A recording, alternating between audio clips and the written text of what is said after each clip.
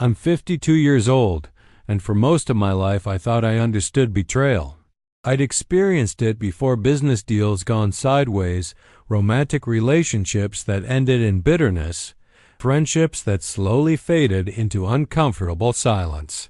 But none of that prepared me for what I was about to discover about Marcus, my best friend since college, my brother in everything but blood, the man I had trusted more than my own family. The realization came on a Tuesday afternoon in October, and it would eventually force me to confront the most dangerous version of myself. My name is Harrison Blake. I'm a project manager for a mid-sized consulting firm, the kind of career that makes you invisible in most social situations.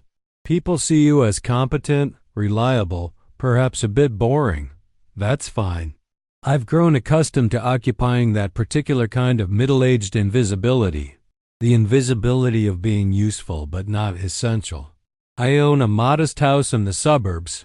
I maintain relationships with my ex-wife and our 2 grown children with polite distance, and I spend my evenings mostly alone, alternating between gin and ice and the kind of television that doesn't require emotional investment. The body I inhabit no longer responds the way it did when I was 35. My knees hurt on cold mornings. My back tightens after sitting too long at my desk. My blood pressure is elevated, something my doctor reminds me about at every checkup. I'm the kind of man who catches his reflection unexpectedly and has a moment of confusion before recognizing himself. Who is that older man? And then the reality of time passing settles back in. But Marcus had always been different. We'd met in Professor Weinstein's psychology class in 1989, both of us 19 years old and pretending to understand Freudian defense mechanisms. He'd been taller than me even then, with an easy confidence that came naturally to people who'd had safe childhoods and supportive parents. I'd envied him then, in that way young people do, thinking his life was somehow more authentic than mine, more deserving.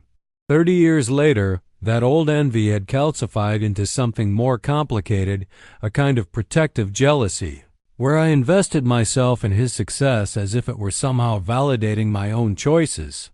We'd had the kind of friendship that survives distance and diverging circumstances because both parties consistently chose to show up. He lived in Portland now, running a boutique marketing agency that had apparently become quite successful. I'd driven up to visit him a dozen times in the past decade. We video called most Sundays. When my marriage dissolved 15 years ago, he'd stayed on the phone with me until 3 in the morning, not offering platitudes but sitting with me in the rubble of what I'd destroyed. When his father had a stroke in 2018, I'd flown up unannounced and spent 2 weeks helping coordinate his care. This was the kind of friendship that modern life rarely permits anymore, the kind that exists almost in defiance of our fractured, distracted era, which is precisely why what I discovered was so catastrophic to process. It started with something small, the kind of detail that ordinarily wouldn't register at all. Marcus had mentioned in passing during one of our Sunday calls that he'd be traveling to Denver for a conference in late October. Nothing unusual about that. His business was growing, he attended industry events regularly, nothing had seemed amiss. He'd said he'd be gone for 3 days, November 12th through 14th. I'd noted it mentally, thinking we'd resume our regular Sunday call the week after. But on November 8th, I received an email. It was forwarded from Sarah, my ex-wife, though the subject line initially read like spam. She'd written, "Found this on Facebook, thought you should see it." I almost deleted it without opening it. Sarah and I had learned long ago to maintain cordial distance, and unsolicited forwarded content was typically not a good sign. But curiosity, that ancient, persistent thing, made me click. The image was a screenshot from Marcus's Facebook page. A check-in photo from a restaurant in Seattle, dated 2 days ago, November 6th. In the photo, Marcus was smiling with his arm around a woman I didn't recognize. The caption read, "Sneaking away for a weekend with my love.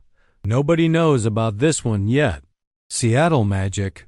There were 17 comments, mostly from people I didn't know, offering celebratory reactions and congratulatory messages. I stared at that photo for what felt like a very long time, probably only 30 seconds in objective time, but an eternity in the kind of processing that happens when something isn't adding up. Marcus was not in a relationship. At least he hadn't mentioned being in a relationship. We'd spoken the previous Sunday, November 1st, and we'd had the kind of long, rambling conversation we usually had. He'd complained about a difficult client. I'd listened to him work through a staffing problem. We'd discussed the Yankees' playoff performance. There had been no mention of a woman. No mention of anyone. I did what you're not supposed to do. I went to his Facebook page directly and scrolled backward through his recent posts. There were photos of him at industry events alone. Photos of his office renovation. A picture of him at what looked like a restaurant with a caption about celebrating a business milestone. And then, 3 weeks ago, a photo of him hiking with the same unknown woman. That caption read, "Beautiful day. Good company." Only 32 likes, none of the comments from friends I recognized. It felt like a private post that I'd only discovered through the carelessness of shared content. My first thought was that I felt hurt. My second thought was that the hurt was disproportionate to the actual information I possessed. What did it matter if Marcus wasn't telling me about his romantic life? People are entitled to their privacy. People don't have to share every aspect of their existence with their oldest friends. I was 52 years old. I should have been mature enough to understand that. But I kept scrolling. And then I found something that changed everything. There was a photo dated 8 months ago, April 12th. It was Marcus at what appeared to be a wedding reception. He was dressed in a tuxedo, standing next to the same woman. They were not just standing together. They were wrapped in each other's arms in that particular way that people do at weddings, intimate and possessive. The caption on this photo read, "Celebrating love, greatest day of our lives." I read it 3 times. Greatest day of our lives. Our lives. The photograph had been tagged with a location, the Grand Ballroom at the Riverside Hotel in Seattle. There were 143 comments, with 231 reactions. Comments like, "Congrats you too," and "So happy for you," and "Beautiful couple." When had Marcus gotten married? Why hadn't I known about this? I felt something crystallize in my chest, a kind of cold knowing that something fundamental was wrong. The details didn't fit. The timeline didn't work. Marcus had visited me in Denver 3 times since April. He'd stayed in my guest bedroom. We'd spent hours together. He'd never mentioned a wedding. He'd never mentioned a wife. I went back and forth through his profile with increasing intensity, trying to reconstruct a timeline that made sense. I found photos dating back a year with this woman. In some early photos, they were subtly together, her hand on his shoulder, him kissing her forehead. As the timeline progressed forward, they became more openly coupled. And then there was the wedding photo, a public declaration and celebration, and yet I had known nothing about it. The logical part of my brain, the part that had spent a career in project management, tracking details and timelines and deliverables, kept asking the question, "What else didn't you know?" I didn't sleep well that night. I told myself the reasonable story. Perhaps Marcus was keeping this private for reasons I didn't understand. Perhaps he was being protective of his relationship in some way. Perhaps there were circumstances I wasn't aware of. Perhaps. But underneath all these rational explanations was something more troubling. The realization that someone I'd believed I knew completely had successfully hidden an entire major life event from me. I sat with this discomfort for 2 days. I didn't mention it to anyone. I didn't reach out to Marcus. Part of me wanted to pretend I hadn't seen anything. If I didn't acknowledge the discovery, maybe it wouldn't actually exist in any meaningful way. That's a particular kind of cowardice, the kind I've cultivated over 52 years. But eventually, I couldn't pretend anymore. On the evening of November 10th, I sent Marcus a message. I tried to keep it casual, the way you might ask a friend about something mildly important. "Hey, saw some photos on Facebook. Congratulations on getting married. Would have been nice to hear about that from you directly." The response came within 30 minutes, which was unusual because Marcus typically responded to texts hours later, after work hours. He wrote, "Oh man, I was going to tell you.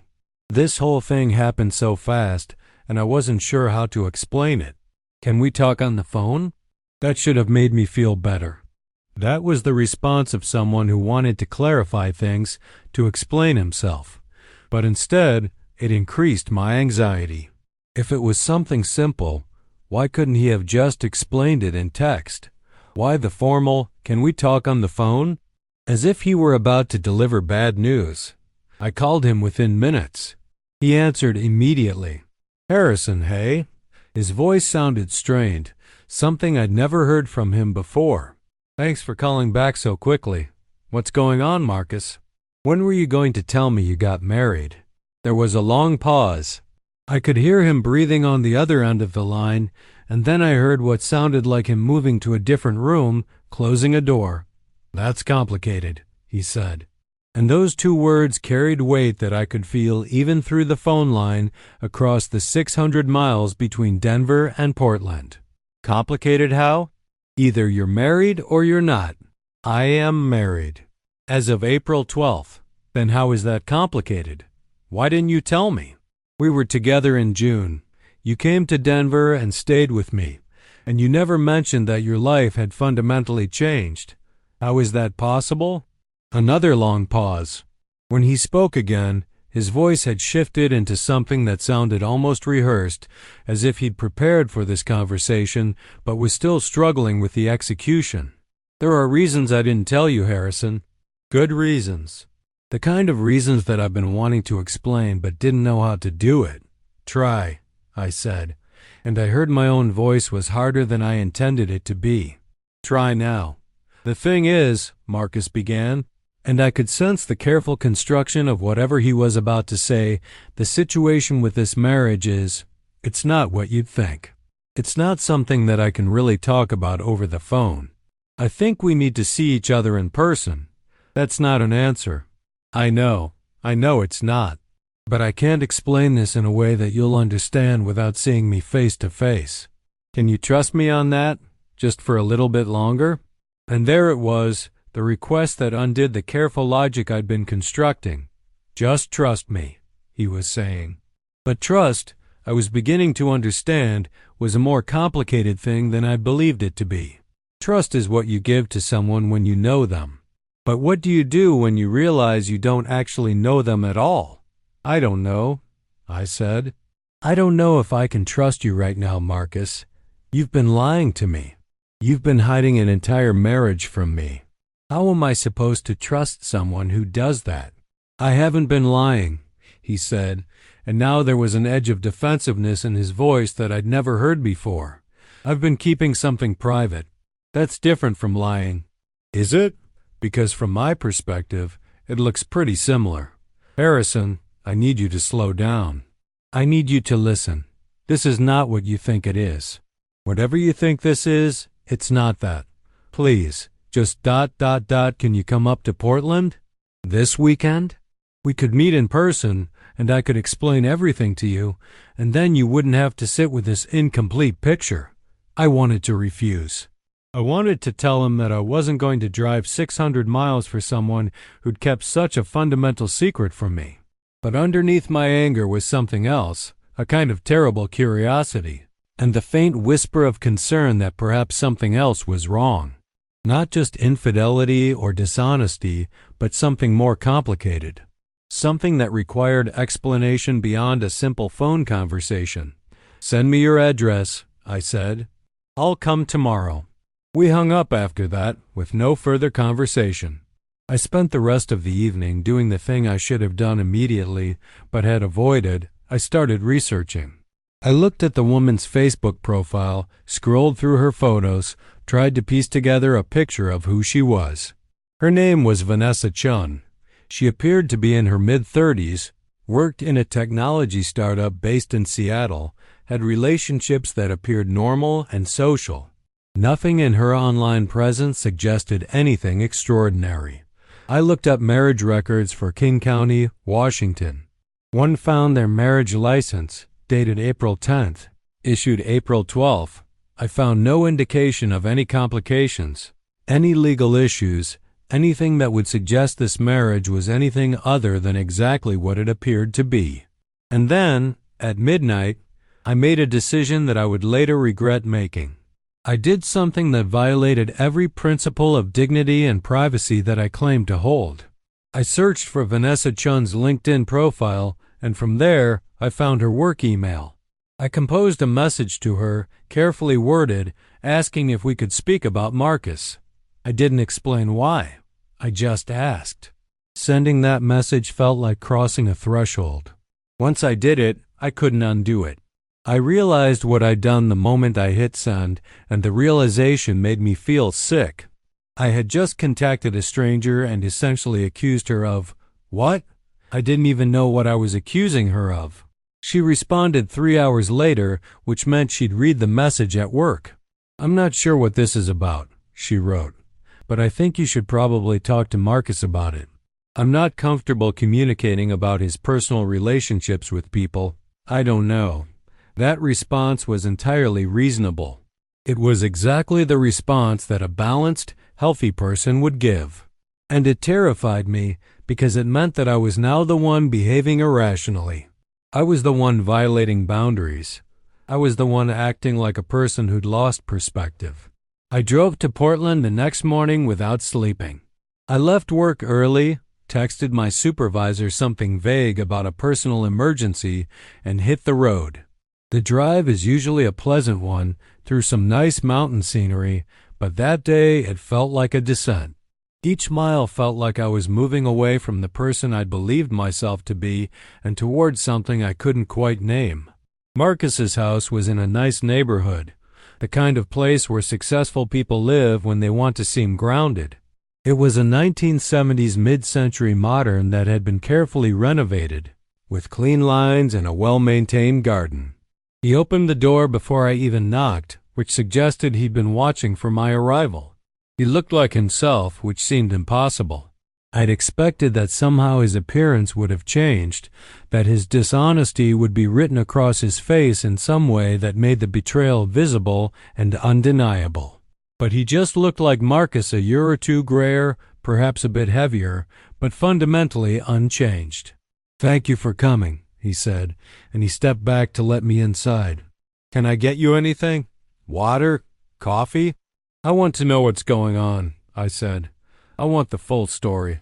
No more half-truths, no more complications that you can't explain over the phone. I want to know why you married someone without telling me."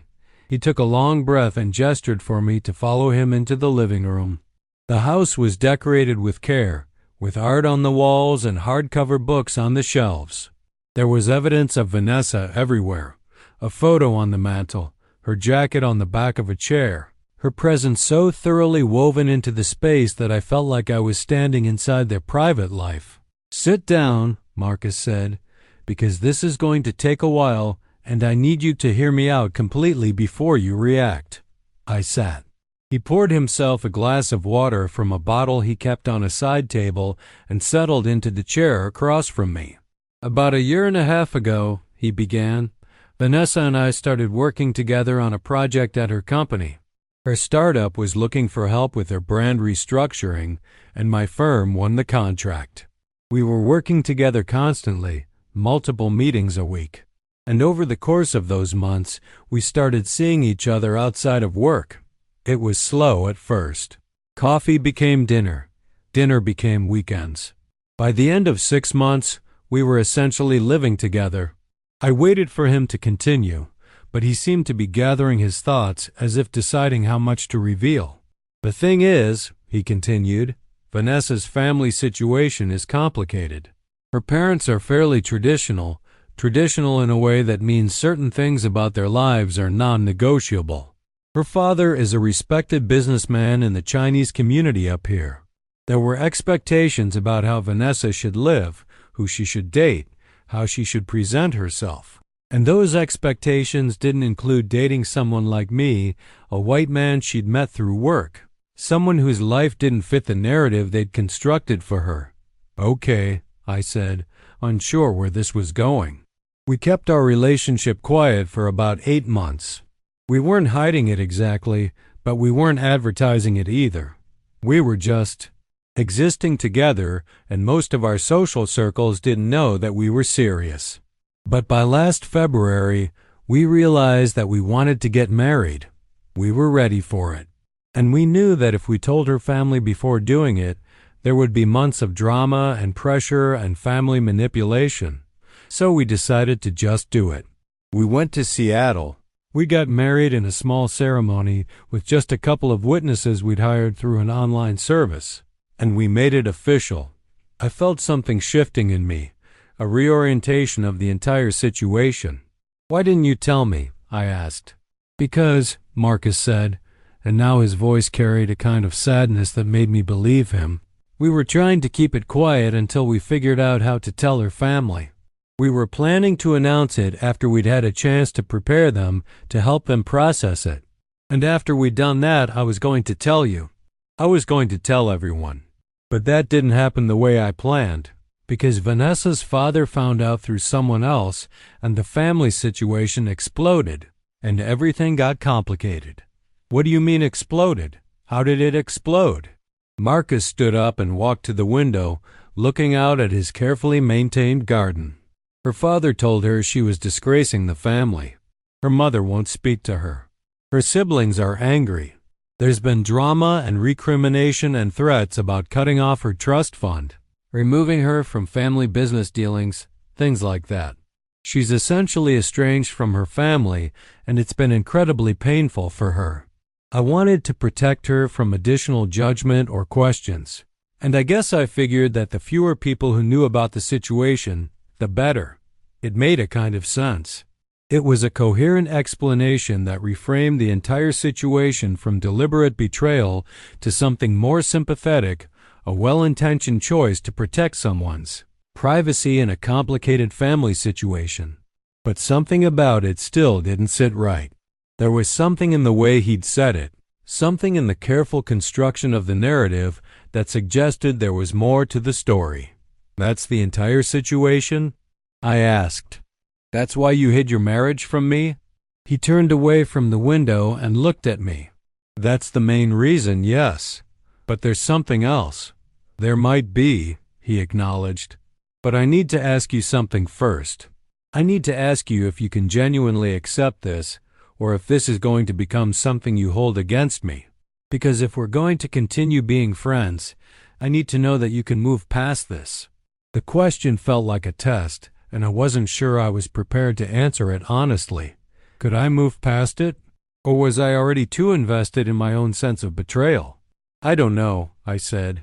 Ask me again when I know the whole story. He nodded as if he'd expected that response. There's something you need to know about Vanessa's family situation, he said. Something that explains the secrecy even more than what I've already told you. The thing is, her father is involved in some business dealings that are not entirely above board. Nothing dramatic or illegal exactly, but there's a lot of gray area. And there are certain business rivals who would like to see him lose credibility or leverage in the community. And when we got married without his permission, without going through the proper family channels, it became something that could be used against him. What do you mean, used against him? I mean, Marcus said carefully, that there are people who would be very interested in the Marcus. Which said therefully that there are people who would be very interested in the fact that his daughter married someone without his approval, that he failed to control or influence her actions, that his authority over his own family is not as absolute as people believed. In certain communities, that kind of thing matters. That kind of thing can affect business deals and social standing. I was beginning to see the outline of something larger, something that went beyond a simple romantic secret. Are you in danger? I asked. The question surprised me, because I hadn't known I was worried about that until I heard myself ask it. No, he said, not danger exactly. But there are people who are interested in the situation, and there are people who've been asking questions. And I didn't want you to be involved in any of that. I didn't want you to have to deal with questions about my marriage or my life. So I kept it quiet. Who's asking questions? Marcus hesitated. That's where it gets even more complicated. He stood up and went to a drawer in a side table, pulled out a manila folder, and handed it to me. I want you to read this, he said. And I want you to understand that I didn't tell you about this until now because I didn't want you to worry. And I didn't want you to feel obligated to help or to get involved. I opened the folder. Inside were printed emails, a few photographs, and what looked like pages from a background check report. The emails were between Marcus and someone named David Chow, who appeared to be a private investigator. The subject lines read things like update on situation and questions from interested party, and recommend we discuss timeline. Who is David Chow? I asked. A private investigator, Marcus said. Vanessa hired him about 6 months ago after she realized that certain people connected to her father's business were trying to find out more about our relationship. She wanted to understand who was asking the questions and why, and she wanted to try to get ahead of any potential issues. What kind of people? That's the part I'm not entirely sure about, Marcus admitted. David thinks it's probably rival business interests. People who'd like to use any family scandal to destabilize Vanessa's father's position in the business community. But the truth is, we don't know for certain. All we know is that someone is asking questions. I looked through the rest of the folder. There was a report documenting at least 3 separate inquiries about our marriage. One from someone representing business interests in Seattle. One from a person who wouldn't identify themselves.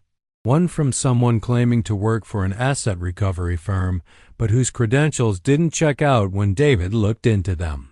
The investigator's notes were cautious and professional, pointing out that none of this was necessarily illegal or dangerous, but that it suggested someone had a genuine interest in the situation. How long have you known about this? I asked. Since last summer, Marcus said. About 3 months after we got married. And you didn't tell me? I didn't tell you because I was handling it. I hired the investigator. I made sure everything was secure. I did what I needed to do to protect the situation. But you're telling me now. Yes. Because I think the situation might be getting worse, and I wanted you to understand what's happening before something else occurs that might involve you directly. What do you mean, involves me directly? Marcus went to the window again, looking out at the garden. I was beginning to recognize this as a tell, a sign that he was about to say something he knew I wouldn't want to hear. There was an incident last week, he said carefully. Someone broke into our house. They didn't take anything, didn't do any damage, but they were definitely here. They went through file cabinets, they looked through our drawers, they accessed some of the files on my home computer. Vanessa called the police, and they filed a report, but they didn't seem to think it was a serious threat. They recommended we get better locks and a security system, which we did. Jesus Christ, Marcus, why are you just telling me about this now? Because I didn't want you to panic. Because I didn't know how to bring it up. Because I'm still not entirely sure what any of it means. What does David think it means? David thinks it's a fishing expedition. Someone wants to know more about our marriage, and they're being fairly brazen about it. But David also said that this is outside his area of expertise, and that if we thought we were in actual danger, we should contact the police again or even hire a security consultant. I stood up and walked away from Marcus, needing distance to process what I'd just heard. This had escalated from a simple secret to something much more complicated. This had become the kind of situation that could affect people, that could change things. I need to ask you something, I said, and I need you to answer me completely honestly. Okay, Marcus said. Is Vanessa in danger? Are you in danger? Is there something about this situation that I need to know because my knowing might somehow help protect you? Marcus was quiet for a long time. When he finally answered, his voice was almost a whisper. I don't know. And that's the honest answer. I don't know what the level of threat is. I don't know what these people ultimately want. I know that someone is interested in destabilizing Vanessa's father through us, and I know that someone is willing to break into my house to get information. Beyond that, everything is speculative. Why did you keep this from me? I asked again. Why not tell me any of this from the beginning? Because I didn't want you to get involved, he said. Because you're my oldest friend and I didn't want your life complicated by my choices. Because I thought I could handle it on my own. There was something in the way he said that last sentence that made me stop and really look at him. He seemed smaller somehow, diminished by the weight of what he'd been carrying alone. And I realized that part of my anger wasn't actually about him keeping the secret. Part of my anger was that he hadn't let me help him carry it. Show me everything, I said. I want to see all the emails, all the reports, everything David has found. I want to understand what we're dealing with. Harrison, show me, I interrupted. That's what friends do, Marcus. They help each other. And you've apparently forgotten that. We spent the next 8 hours going through everything. David's reports, the emails documenting the inquiries, the photographs of unfamiliar people photographed outside Marcus's house and office. We called David himself, who explained his findings with the careful precision of someone who'd been doing this work for a long time. It seemed like, in his assessment, there was probably a low-level threat from business interests trying to gather information, but nothing that suggested imminent danger. The break-in is interesting, David said over the phone. It suggests that someone feels comfortable taking physical risks to get what they want. But the fact that they didn't damage anything, didn't leave a message, didn't escalate the situation, suggests they're looking for information, not trying to send a message. What would they do with information? I asked. That depends, David said. If they're business competitors trying to destabilize Vanessa's father, they might use family discord against him. They might use it to embarrass him publicly. They might use it as leverage in business negotiations. But they would probably do it in a way that seemed natural, organic. They wouldn't connect themselves directly to the source of the information.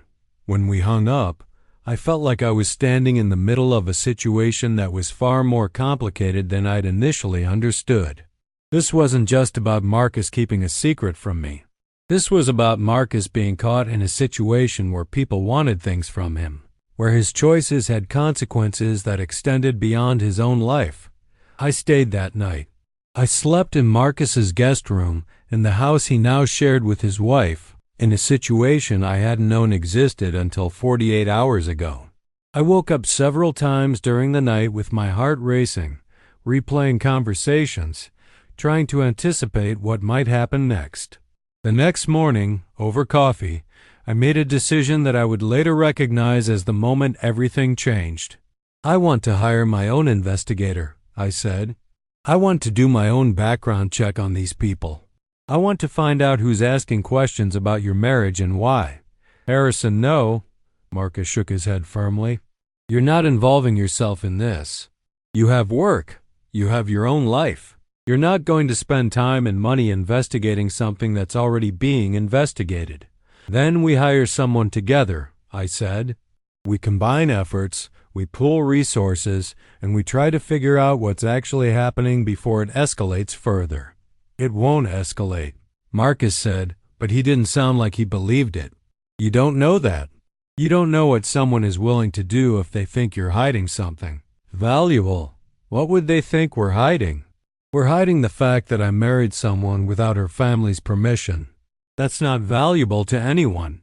Maybe not, I said, but they don't know that we're only hiding that.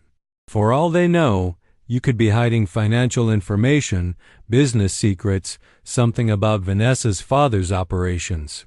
You're keeping secrets, and that makes people assume there's more worth finding. Marcus didn't respond to that. He just sat with his coffee, looking exhausted in a way that I'd never seen before. Call David back, I said. Tell him we want to expand the investigation. Tell him we want to know not just who's asking questions, but what their full capacity is. Tell him we want to understand what we're up against. Harrison, do it, I said. Please, just do it. Let me help you with this. And he did. That afternoon, we met with David again, and this time we hired him to expand the investigation. We wanted to know everything: who was behind the inquiries, who had broken into Marcus's house, whether there was any organized effort or if this was random interest. It would cost money, but I didn't care. For the first time in years, I felt like I was doing something that mattered. Over the following weeks, I became deeply involved in Marcus's situation. I drove up to Portland multiple times. I met with David, attended strategy sessions, reviewed evidence. I started to see the situation the way a project manager would, as a problem to be solved, a challenge that required strategic thinking and attention to detail. I began to lose perspective on what was reasonable and what was obsessive. It started small. I began doing my own research into Vanessa's father's business dealings. I looked up public records, read business news, tried to understand who might benefit from destabilizing his position. The deeper I dug, the more complex the situation became. There were multiple business competitors. There were complicated financial arrangements. There were people with potential motivations. And then I found something that changed everything again. While researching Vanessa's father's business operations, I came across references to a venture capital firm that had invested in one of his companies several years ago.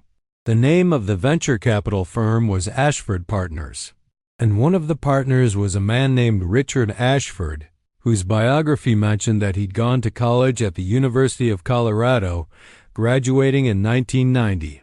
I did a search.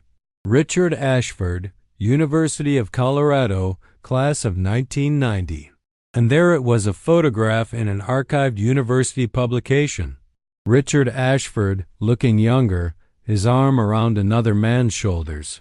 That other man was Marcus, in his early 20s, with hair and a different kind of confidence than he wore now. I dug deeper. Richard Ashford and Marcus had been roommates in college. According to social media, they'd remained in touch for a period of time after graduation, but the connection seemed to have lapsed in the mid-2000s. There was no recent contact, no indication they were in touch now. But here was the interesting part. Richard Ashford's venture capital firm had invested heavily in companies that competed with several of Vanessa's father's business interests. According to business news articles I found, there had been tension between the two firms over market share and investment direction. It was clear that there was professional animosity, perhaps even active competition. And Richard Ashford had somehow ended up on the periphery of Marcus's situation. I spent an entire evening sitting with this information, trying to decide what it meant and what I should do with it. The obvious conclusion was that Richard Ashford, Marcus's old college roommate, might be involved in the investigations into Marcus's marriage. He might be the source of the inquiries. He might have even been the person who broke into the house. But that seemed paranoid. That seemed like I was connecting dots that were actually random, that I was seeing patterns where none existed. Except that the pattern did exist. The connections were real. The fact that Richard Ashford and Marcus had once been close, and that Richard Ashford now stood to benefit from destabilizing Vanessa's father, was a fact that couldn't be ignored. I spent another sleepless night, and by morning, I'd made a decision. I was going to contact Richard Ashford. I was going to reach out to him and see what he knew, and whether he was involved in any of this. What I didn't realize as I was composing the email in my mind was that I was crossing a threshold that I wouldn't be able to step back across. I was moving from helping a friend to something more complicated. I was moving from gathering information to making direct contact with someone who might be an adversary. I was moving from support to action, and I was moving at a speed that my rational mind wasn't keeping up with. I drafted the email 3 times before I sent it. I wanted it to sound casual, like I was just a friend reaching out to reconnect, not like I was investigating him. Richard, I wrote. It's been a long time. I'm Harrison Blake. I was Marcus Chun's friend back in college. Used to hang out when you two were roommates. I was doing some research for a project and came across your name. I'm going to be in Seattle this week and wondered if you'd have time to grab a coffee and catch up. Would love to hear what you've been up to. I hit send before I could reconsider. He responded within an hour. Harrison Blake. Wow, that's a name I haven't heard in a while. I do remember you. Happy to grab coffee. I'm pretty busy this week, but I could do something next Tuesday if that works for you. It worked. It worked perfectly, actually, because Marcus had mentioned that Vanessa had a conference in Seattle that week and he was planning to go with her. So I could see Richard, and then I could meet Marcus and Vanessa without too much disruption. The day of the coffee meeting, I drove to Seattle early in the morning. Richard had suggested a coffee shop near Pike Place Market, a place that was busy enough that we wouldn't be noticed, but private enough that we could talk. I chose a corner table, and I sat there nursing an espresso and trying to figure out what I was actually going to say. Richard walked in about 5 minutes late, which I noted because Marcus had always been on time. And here was Marcus's old friend, who was almost certainly connected to the situation, and the first thing he did was establish a minor power dynamic by being late. He looked like someone who had aged well. He was wearing expensive clothes, his hair was carefully maintained, his general bearing suggested success and confidence. He shook my hand with a firm grip and sat down across from me. Harrison Blake, he said, I can't believe I remember you. It's been, 30 years? About that, I said. A lot has changed. Tell me about it, he said, and he gestured for a server to come over so he could order a coffee. So what brings you to Seattle? You said something about a project? I had prepared a cover story, a vague reference to consulting work that didn't really specify anything. I'd learned from a lifetime of work meetings that vagueness usually satisfied people's curiosity better than specificity did. Just some research, I said. Doing some background work on market trends, thought I'd reach out to some people I used to know. See what everyone's up to. And what have you been up to? He asked. The question was casual, but his eyes were watching me carefully, evaluating. Project management, I said. Consulting firm in Denver. Nothing particularly exciting. Mostly keeping projects on track and budgets aligned. That's solid work, he said. Boring as hell, but solid. I could never do that. I need more excitement in my life, he smiled, and it was the smile of someone who enjoyed talking about himself. I've been in venture capital for the past 12 years. My firm invests in tech startups, some biotech, a few entertainment ventures. We do pretty well. I saw that, I said. Impressive portfolio. I did some research on your firm before reaching out.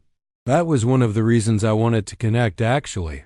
I've been interested in the venture capital space lately, and I thought maybe I could pick your brain about it. The lie came easily. It was a lie that fit perfectly into the framework of reconnecting with an old friend, one that gave me legitimacy for having researched him. Sure, I could talk about it, he said. It's pretty interesting work.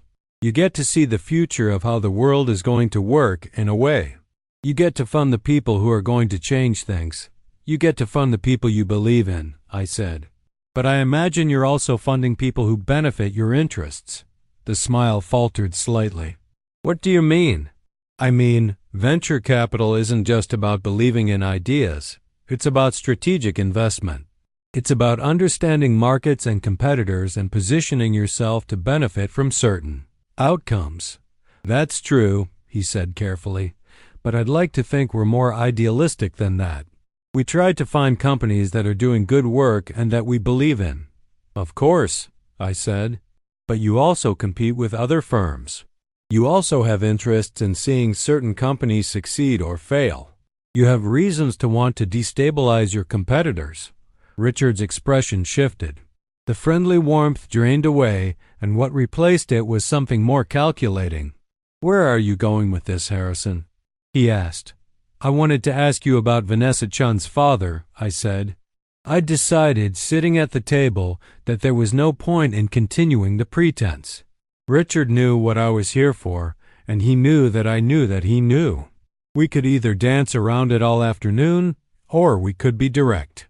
I don't know what you're talking about, he said, but his jaw tightened slightly. Vanessa Chun's father is involved in several business ventures that compete with your interests, I said. And recently, someone has been investigating his family, specifically his daughter's marriage to Marcus. Someone broke into Marcus's house. Someone has been asking questions about their relationship. That's not me, Richard said flatly. Maybe not directly, I said, but you have access to resources that could facilitate that kind of investigation, and you have motivation. You benefit from destabilizing his position. Listen, Richard said, and his voice had gone cold. I don't know what Marcus has been telling you, but I'm not interested in his personal life or his marriage or anything to do with his wife's family. I haven't thought about Marcus Chun in 15 years. Whatever trouble he's in, it has nothing to do with me. Then why'd you agree to meet with me? I asked. Why'd you immediately make time in your schedule when I reached out? He stood up abruptly. I agreed to meet you because I thought we were reconnecting as old friends. I didn't realize I was going to be ambushed with accusations. I'm not accusing you, I said. I'm asking you. Well, I'm telling you I'm leaving, he said. He picked up his coat from the back of his chair. And I'm advising you to tell Marcus that if he has concerns about his wife's family business, he needs to talk to a lawyer, not send middle-aged friends to confront his old college roommate in coffee shops. He walked out without another word, leaving me sitting at the table with 2 empty coffee cups and the growing realization that I might have made a significant mistake. I sat there for another 20 minutes, trying to process what had just happened. The meeting had gone exactly as badly as possible. I'd confronted someone who might or might not be involved in the situation, and in doing so, I'd essentially confirmed that Marcus was worried about something, that Marcus had someone to investigate, that Marcus was taking the threat seriously. I picked up my phone and called Marcus. We need to talk, I said. What happened? He asked immediately, which told me that he was waiting to hear from me, that he'd been anxious about the meeting. Come to the hotel, I said.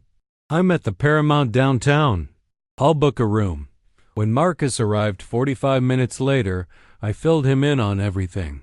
I told him what I'd said to Richard, how Richard had reacted, what the implications might be. Marcus's face went through a range of emotions, anger, concern, something that looked like resignation. You shouldn't have done that, he said quietly. Maybe not, I agreed, but it's done now. The question is what happens next. What happens next is that you go home to Denver and you let me handle this from here, Marcus said. I can't do that, I said. I'm already involved now. I already contacted Richard. Now I need to understand what this means. It means you've potentially escalated the situation, Marcus said. It means that if Richard is involved, he now knows that you know he might be involved. And if he's not involved, you've still given him information that he might pass along to people who are. So what do? We call David, Marcus said. We tell him what happened, and we let him figure out what the next step should be. We did exactly that. David listened to what I'd done, and his response was measured and professional. You may have accelerated things, he said, but you haven't done anything irreversible. What we do now is we wait and see if Richard takes action. If he does, that will tell us a lot about whether he's connected to the investigations into your marriage. And if he doesn't take action, I asked, then it means either he's not involved or he's savvy enough to let things cool down before he does anything else, David said. Over the following weeks, nothing happened. Richard didn't contact Marcus. There were no further break-ins. No new inquiries emerged from the mysterious interested parties. It seemed like my confrontation with Richard had either confirmed that he wasn't involved, or it had scared him off, or it had done nothing at all, and everything was simply following its own trajectory regardless of my intervention. But I couldn't let it go. I began to obsess about the situation, about the loose ends that weren't tied up, about the questions that hadn't been answered. I started spending more time researching, more time digging into Richard's background and his business dealings. I found business records showing that his company had been in active competition with Vanessa's father's operations. I found evidence of business disputes, legal disagreements, conflicts over market position. And I found something else. I found that Richard had hired investigators himself. I found that somewhere in the public record, if you knew how to look, there were signs that Richard had been conducting a background investigation on someone. I couldn't prove it was Marcus or Vanessa, but the pattern was there. I was spending 8 hours a day at my job and another 4 or 5 hours every evening researching this situation. I wasn't sleeping more than 5 or 6 hours a night. I'd stopped calling my ex-wife and my children with regular updates on my life. I was existing in a state where this investigation had become the only thing that mattered. And I think that's when I realized I was becoming unwell. I remember the specific moment when I recognized what was happening to me. I was sitting at my desk at work, and my boss, Patricia, came by and asked me if I had the report on the Henderson project. I told her I'd have it by the end of the day. She looked at me for a long moment and said, "Harrison, you look like you haven't slept in a week." I tried to laugh it off, to deflect with some joke about burning the midnight oil, but she wasn't buying it. "Are you okay?" she asked. "Is something going on?" And I realized that I couldn't answer that question honestly, that the truth was that I'd become so consumed with something that had nothing to do with my job, my life, my actual responsibilities, that I was starting to deteriorate in visible ways. That night, I did something I hadn't done in years. I called a therapist. I found someone in Denver who had availability, and I went in and I sat in her office and I tried to explain what was happening to me. Her name was Dr.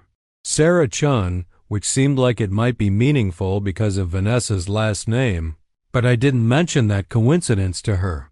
I told her about Marcus's marriage, about the investigation, about Richard Ashford, about how I'd become consumed with trying to understand a situation that I had no actual involvement in.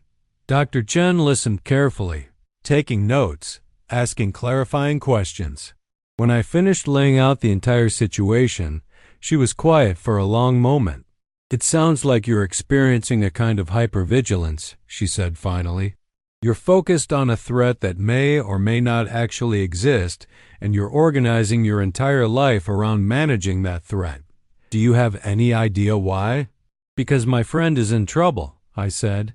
"Are you sure he is?" she asked. "From what you've described, it sounds like the investigators he hired have found low-level interest from business competitors. That's not the same as being in trouble." "But someone broke into his house.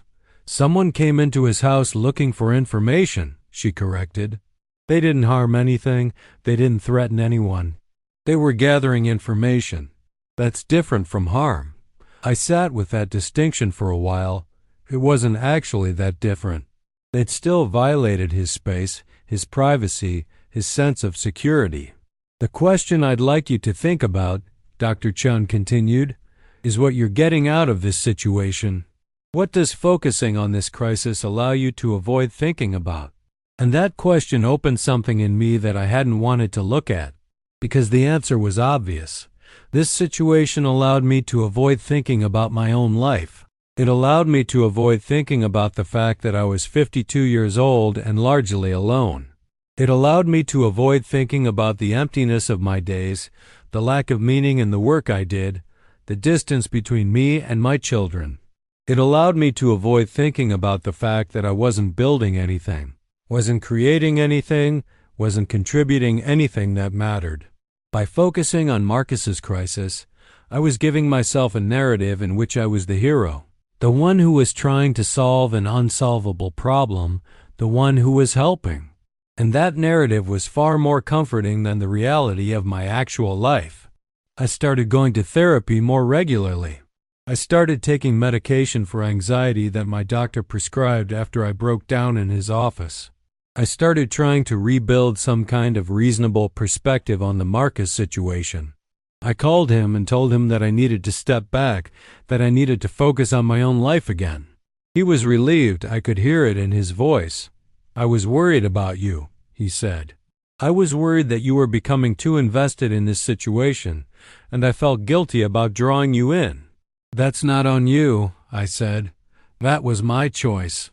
I was the one who decided to get as involved as I did. But that wasn't entirely true, was it? Because he had called me to Portland that weekend. He had showed me the files, the reports, the evidence of the situation. He had invited me to participate in his crisis, and I had accepted eagerly because I needed a crisis. I needed something to matter. I needed to be important to someone. About 2 months into my therapy, my therapist asked me something that made me uncomfortable. She asked me if I'd considered that there might be another explanation for why Marcus hadn't told me about his marriage. "What do you mean?" I asked. "I mean," she said carefully, "that you focused on Marcus keeping a secret from you. But have you considered that Marcus might have reasons for keeping you at a distance that go beyond just protecting his privacy?" "Like what?" "That's something you might need to explore with him directly," she said. "But sometimes when we feel betrayed, it's because we've assumed a level of intimacy in a relationship that doesn't actually exist. Sometimes people are closer than they appear, and sometimes they're more distant." That thought unsettled me more than anything else she'd said, because it suggested that the foundation of my understanding of my relationship with Marcus might be incorrect, that perhaps I had been the one deceiving myself, not him deceiving me. I spent the next week thinking about that. I thought about how often Marcus and I actually saw each other. I thought about how much real intimacy existed in our friendship versus how much was just habit and history. I thought about whether I would actually miss him if I never saw him again, or if his absence would simply feel like the absence of a routine. By the end of that week, I'd started to develop a very different theory about what had happened between us. I started to wonder if Marcus's lack of transparency wasn't so much about protecting me or protecting his marriage, but simply about the fact that he didn't feel the need to confide in me anymore, that maybe our friendship had gradually become something less significant to him than I'd understood it to be, that maybe I was the one who'd been holding on to something that had already largely dissolved. I called Marcus on a Sunday morning, which was what we used to do, though we hadn't been doing it as regularly as we once had. "Hey," he said when he picked up. "How are you doing?" "I'm doing okay," I said. "I wanted to ask you something, and I want you to answer honestly." "Of course," he said. "When did you stop telling me things?" I asked. "I mean, really, when did our friendship become something where you didn't feel like you could share major events with me?" There was a long silence. I could hear him breathing on the other end of the line. "That's a hard question," he said finally. "I know, but I want an honest answer." "I think ... double quote," he began slowly. "I think it was gradual. I think at some point, I'm not sure exactly when I realized that I was confiding in you mostly out of habit, not out of necessity. And once I realized that, I became more selective about what I was telling you. I didn't do it consciously. But looking back, I can see the shift." "When did you realize it?" I asked. "After the divorce," he said. "I think that was when things started to feel different. You were so focused on your own life, and I was dealing with some stuff. And instead of telling you about it, I started handling things on my own. And then I got used to handling things on my own. And by the time Vanessa came along, you just weren't someone I was instinctively reaching out to anymore. Why didn't you tell me that?" I asked. "Why didn't you just say, 'Hey, I'm managing things differently now'?" "Because I didn't want to hurt you," he said. "Because I didn't want to have the conversation where I essentially said, 'We're not as close as we used to be.' Because friendship is supposed to be a good thing, and admitting that it's changed feels like a kind of loss that neither of us wanted to acknowledge." I felt something crumble in my chest. Because he was right. We weren't as close. We had been moving apart for years, and I had simply refused to acknowledge it. I had continued to believe in a version of our friendship that no longer existed. "I don't know what to say," I told him. "You don't have to say anything," Marcus said gently. "But I'm glad we're talking about it. I think maybe that's what should have happened from the beginning. Not anger about the secret, but just this. This honest conversation about what our friendship actually is, not what we want it to be." After we hung up, I sat for a very long time in my apartment, feeling the weight of things ending. Not ending in a dramatic way, but ending in the way that most things end slowly, gradually, with both parties gradually adjusting their expectations and their engagement until one day they realize that what they had is no longer what they have. I went to see Dr. Chun again that week, and I told her about the conversation with Marcus. She listened carefully, and when I finished, she asked me what I wanted to do about the friendship. "I don't know," I said. "I don't know if I want to try to rebuild it, or if I want to just let it become what it's become, something more casual, more distant. What do you think would feel most honest to you?" she asked. And I realized that the answer was that I didn't want to rebuild something that had naturally dissolved. That trying to go back to what we were would be just as dishonest as his keeping the marriage secret had been. It would be me trying to impose a version of our friendship that fit my needs rather than accepting what our friendship actually was. "I think I want to accept that it's changed," I said. "I want to accept that we're different people than we were, and that we don't need the same things from each other that we used to." "And how does that feel?" she asked. "It feels like a loss," I said, "but it also feels like the honest thing." So that's where it ended. Not with a dramatic confrontation or a final break, but with a slow mutual acknowledgement that the friendship had become something other than what it had been. Marcus and I still talk occasionally. We still remember each other's birthdays. We still maintain some semblance of connection. But we are no longer the tight bond that I had believed we were. We are now two men who once were close, who share a history, but who have fundamentally moved in different directions. The situation with Richard Ashford and Vanessa's father never really resolved itself.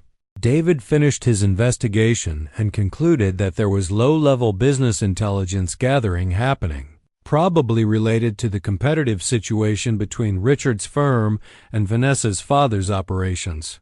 Whether Richard was directly responsible or whether it was happening through intermediaries, David couldn't definitively say.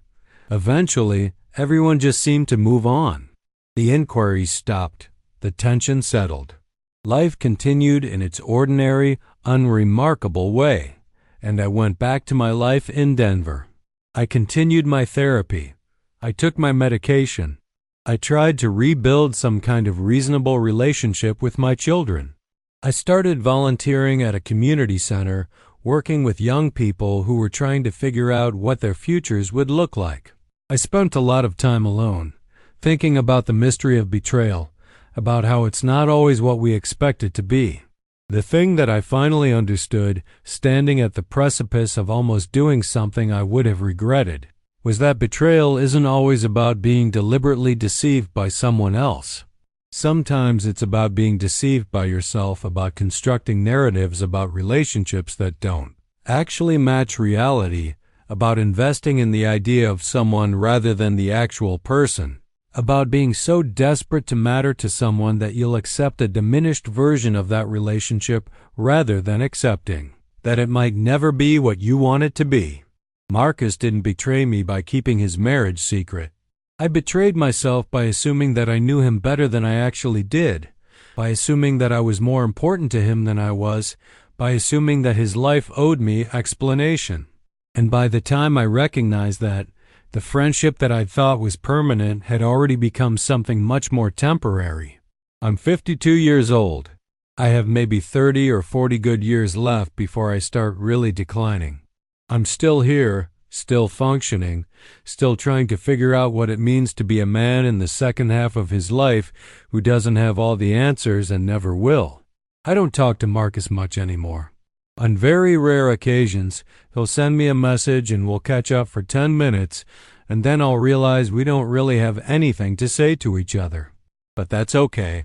That's what I've learned to accept. That friendships don't always last, that people drift apart, that what seemed eternal when you were young is actually very temporary when you're older. And maybe that's the biggest discovery I made through all of this.